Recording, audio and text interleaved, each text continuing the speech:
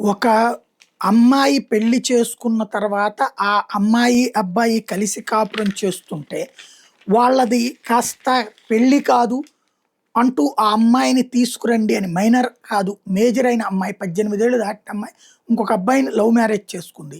తల్లిదండ్రులకు ఆ విషయం తెలుసు. తెలిసి కూడా హెబియస్ కార్పస్ పిటిషన్ ఏసి నిర్బంధించాడు నా కూతుర్ని అని హైకోర్టుకి వెళ్తే, అసలు విషయం గ్రహించినటువంటి కోర్టు తల్లిదండ్రుల పిటిషన్ కొట్టేసిన ఉదంతం ఇది. మేజర్ అయిన యువతి తన ఇష్టపూర్వకంగా ప్రేమ వివాహం చేసుకుని భర్తతో ఉండాలని నిర్ణయించుకున్నప్పుడు అది అక్రమ నిర్బంధం కిందకి రాదని హైకోర్టు స్పష్టం చేసింది.